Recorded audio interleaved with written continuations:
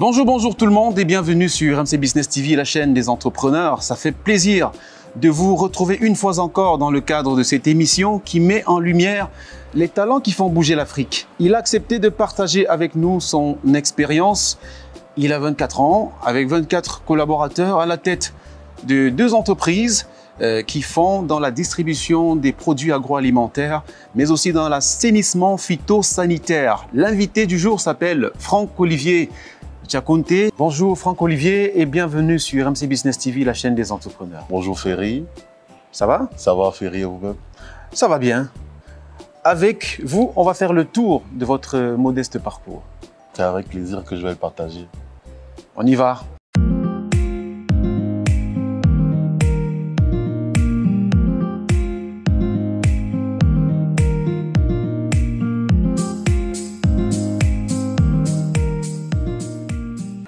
Alors, comme je vous disais, je suis avec Franck-Olivier, tout entier, du haut de ses 24 ans, 24 collaborateurs, avec 2 entreprises dont il est le promoteur et propriétaire. Il s'agit de FODME Investment et de Kenzo.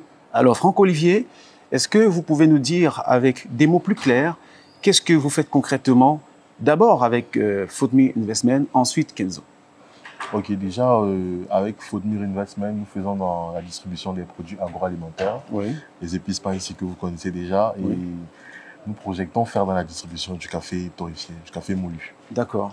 Avec FODME Investment et avec Kenzo, nous sommes dans l'hygiène et la salubrité, l'habillage du conteneur et la commercialisation des machines avec notre partenaire Pinal NC, qui est au Brésil. Ah, on comprendra ce que c'est que l'assainissement phytosanitaire, l'habillage de conteneurs et la commercialisation des machines de traitement.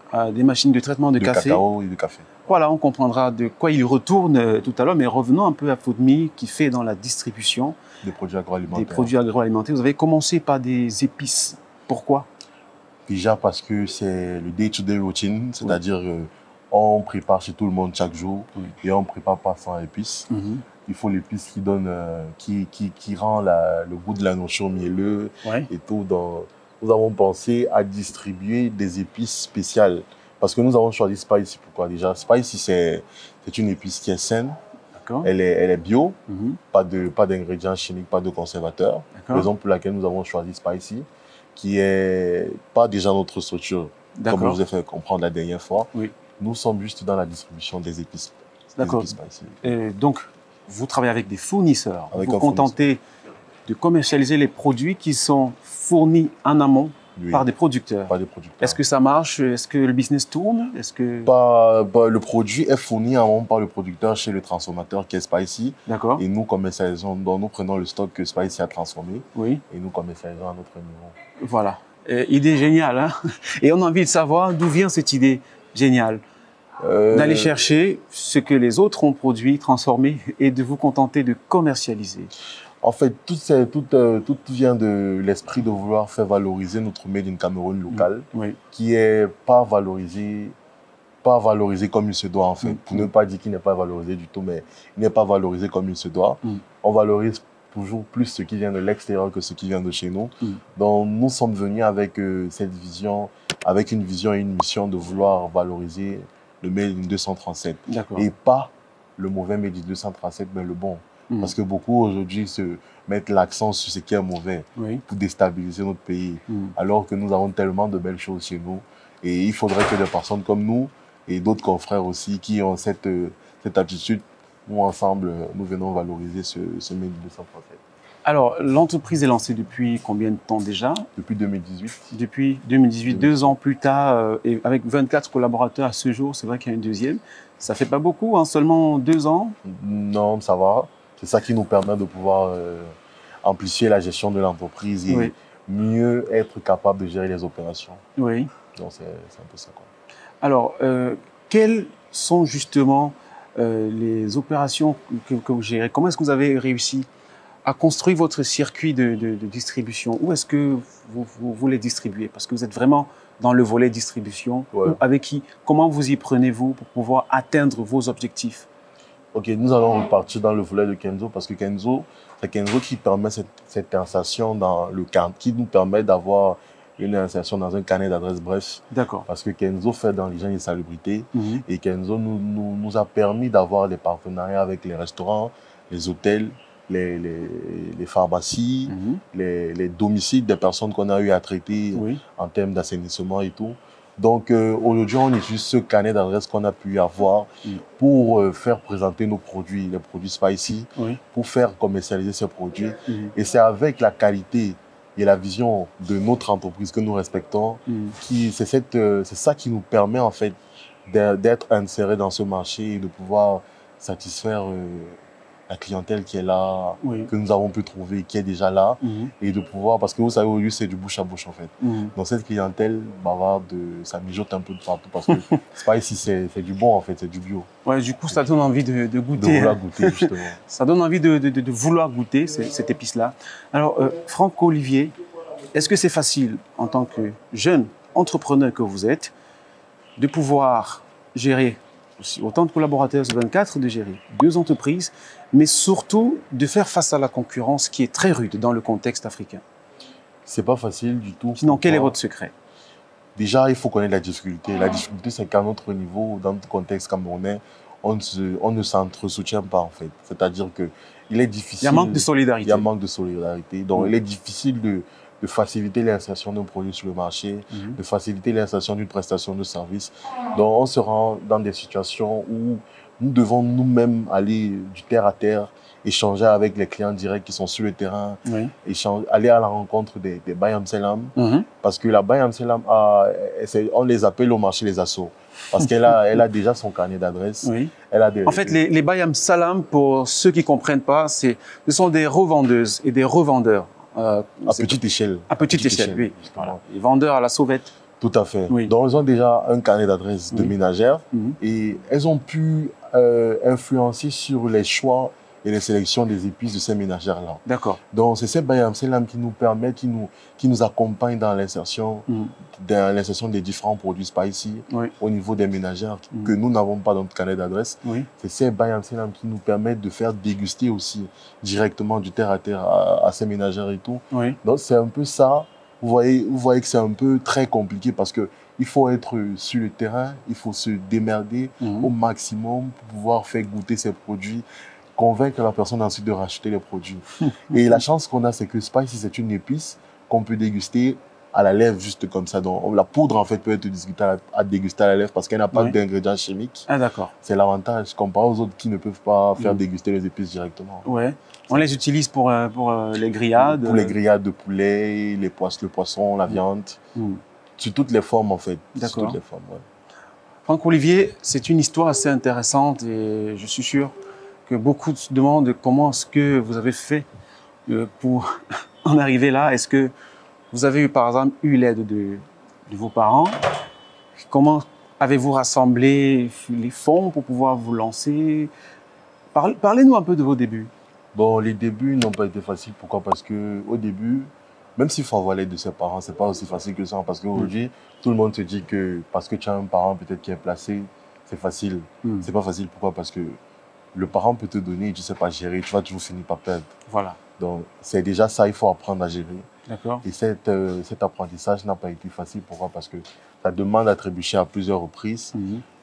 Vous savez, déjà, je vais pas mentir que je suis l'entrepreneur qui est venu de rien et tout, parce que ça n'a pas été le cas pour moi. J'ai eu cette chance et j'ai su saisir, je vais dire pas la chance, mais l'opportunité. Et j'ai su saisir l'opportunité que j'ai eue. Pourquoi? Parce que mes parents déjà ont eu à faire dans beaucoup de projets.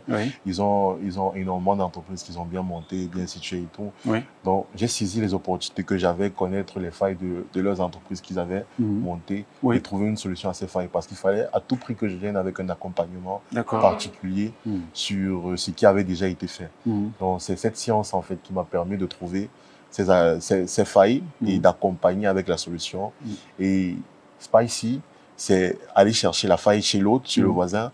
Parce que là, je suis sorti du contexte. Je suis allé chercher la faille chez le voisin pour accompagner avec ma solution aussi.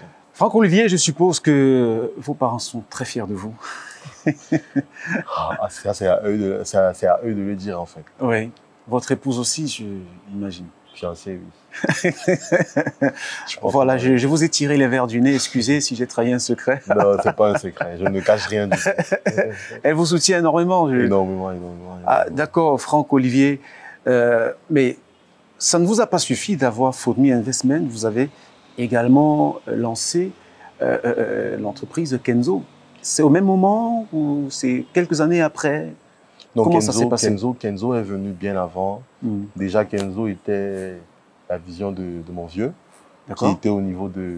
Comme je vais revenir sur l'histoire parce qu'on fait déjà dans l'import-export du cacao et du café. Oui. Donc, il fallait déjà trouver une solution pour pouvoir accompagner les produits pré-export à pouvoir arriver sainement chez le client qui est à l'international. D'accord. Et pour cela, il fallait habiller les conteneurs, il fallait traiter les conteneurs, etc., etc. Donc, la valeur ajoutée, comme j'ai dit tout à l'heure, qu'il fallait insérer dans Kenzo, c'était l'hygiène et salubrité. D'accord. Appelé au Cameroun et partout ailleurs, le phytosanitaire. D'accord. Le phytosanitaire. Voilà. Donc, Kenzo, c'était pour accompagner l'exportation du café. Accompagner l'exportation du café, du cacao et du café. D'accord. Pas seulement de nos entreprises, mais aussi des entreprises partenaires, des clients aussi. Donc vous faites quoi concrètement? Vous préparez les conteneurs, vous les habillez, vous les désinfectez? On habille les conteneurs des clients, on habille les conteneurs pour les produits cacao, pour les produits café, pour du riz, spaghetti et d'autres produits agroalimentaires. Et c'est quoi le bien fondé de tout ce travail-là?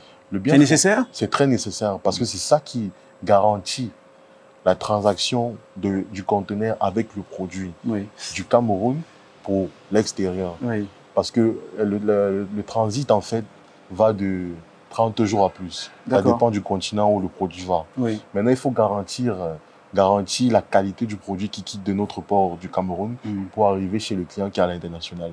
Et ce n'est pas que nos clients aussi, parce qu'aujourd'hui, on a des partenaires avec lesquels on travaille. Et c'est aussi leurs clients. On garantit la sécurité de nos clients parce que nous avons une entreprise d'exploitation. Donc, nous sommes le premier client de Kenzo. Et en même temps aussi, les autres clients partenaires. Donc, intéressant ça. Vous arrivez à voir, est-ce que la demande est forte? Vous arrivez... La demande est forte. Je vais dire forte, pourquoi? Parce que tous les clients à l'international aujourd'hui imposent en fait ce standard. D'accord. Ils veulent garantir la qualité du produit qui quitte de chez nous pour chez eux. D'accord. Donc, il faut habiller les conteneurs. Les exploitateurs sont contrariés à habiller les conteneurs pour garantir cette qualité du produit. Et le phytosanitaire, comme je vous ai dit aussi, ça accompagne cet habillage de conteneurs. Sauf que le phytosanitaire est fait avant l'habillage de conteneurs. Ça nécessite à chasser les ravageurs, les pestes, tous les insectes et autres. D'accord, super, super. Cela revient à dire qu'on n'a pas de souci à se faire côté CA. Ouais, ça côté chiffre d'affaires. Ils n'avaient pas capté. Hein. En 2021, on va recruter un peu plus d'Africains. Bien sûr, les Camerounais, les Africains, bien sûr. Ouais. Alors, Franck Olivier, nous sommes sur la fin de cette émission. Et je vous dis merci une fois encore de nous avoir invités ici chez vous pour parler de ce que vous faites concrètement, pour montrer l'autre visage de la jeunesse africaine. Quelle est votre vision avec ces deux entreprises-là? Vous allez vous contenter de les avoir toutes les deux ou vous avez un plan de progression, d'extension sur la sous-région ou même sur toute l'Afrique?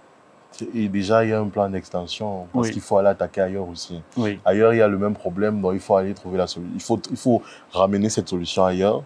Déjà pour... nous devons savoir qu'au Cameroun, il y a la solution au problème qu'il y a ailleurs. Donc, nous sommes en train d'extendre l'activité aussi pour le ramener ailleurs. Nous sommes aussi en train de sensibiliser pour ceux qui ne connaissent pas encore l'activité ou qui ne comprennent pas cette nécessité-là et tout. Nous sensibilisons encore, surtout les restaurants au niveau de chez nous, qui ne comprennent pas pourquoi il faut assainir les locaux, pourquoi il faut traiter, dératiser, désinfecter, désinsectiser. Parce que toute cette peste-là, en fait, ça nuit, en fait. Ça gâte déjà la qualité du repas. Parce que tu peux, dans ton restaurant, tu peux faire un bon plat là, maintenant tu déposes là, les insectes viennent déposer n'importe quoi dessus. Et ce que tu sers à ton client ne sera pas pareil que ce que tu as préparé. Donc ton client ne va pas découvrir la saveur et tout ce que tu as mis dans le plat parce qu'il va manger ce que l'insecte a déjà détruit. Vous voyez que Kenzo ramène une solution à ce type de problème. Tout à fait. Faute Mûre qui ramène l'agroalimentaire directement au niveau de la maison. C'est ça en fait. On étend la vision, on veut projeter et sensibiliser pour que ceux qui ne nous ont pas encore connus puissent nous découvrir et ensemble s'accompagner. Parce que c'est ensemble qu'on s'accompagne. Super. Tous les moyens sont bons, disait quelqu'un, pourvu qu'ils soient efficaces. Franck Olivier, à un âge où tous les jeunes seraient prêts à tout tenter pour acheter le champagne le plus cher, et vous avez décidé de vous jeter, de faire un saut dans l'inconnu, c'est-à-dire l'entrepreneuriat qui fait souvent énormément peur. Pourtant, on voit bien que l'entrepreneuriat, c'est ce qu'il faut pour faire bouger les lignes en Afrique et changer totalement la donne. Alors, Franck Olivier, quel est votre mot de fin à toute la communauté, à tous les Africains qui nous regardent et qui sont heureux d'avoir écouté votre si belle histoire sur la chaîne des entrepreneurs? Ok, je dirais juste, comme j'ai déjà eu à vous dire personnellement aussi auparavant, c'est la passion. Avec la passion, la patience et la motivation, parce que là, il faut se motiver, hein, parce que la passion vient, mais après, l'échec peut faire disparaître la passion. D'accord. Mais il faut constamment se motiver et être entouré des bonnes personnes, parce que c'est cet entourage qui permet de garder cette motivation. Pas des personnes qui vont, dès que vous allez vous lancer, ça ne va pas marcher, vont vous dire non, il faut lâcher l'éponge. Il faut avoir ces personnes qui te diront, tu n'as même pas encore essayé le quart de ce que tu devais faire, vas-y, fonce. C'est ça en fait. Il faut être passionné, aimer ce qu'on fait, être motivé pour continuer, avoir cette endurance, être éloquent, et ça va aller, ça va aller. Une question bonus. Quelle est votre plus grande peur en tant qu'entrepreneur? La plus grande en tant que jeune entrepreneur? La plus grande peur en tant que jeune entrepreneur, c'est de ne pas... Parce que le reste vient avec l'expérience qu'on gagne tous les jours. Quand je dis le reste, je vais par là dire la gestion de la finance, la gestion du personnel, la gestion de son temps, de ses délires. Quand je dis délire, c'est les loisirs, ainsi de suite. Mais ma plus grande peur, c'est de ne pas supporter le stress, en fait. Parce que souvent, on se retrouve dans des situations où le stress est au max, en fait. Au max. Et si tu ne parviens pas à gérer ça, à absorber ce stress-là, tu vas exploser. Tu risques de tout gâter à ce moment.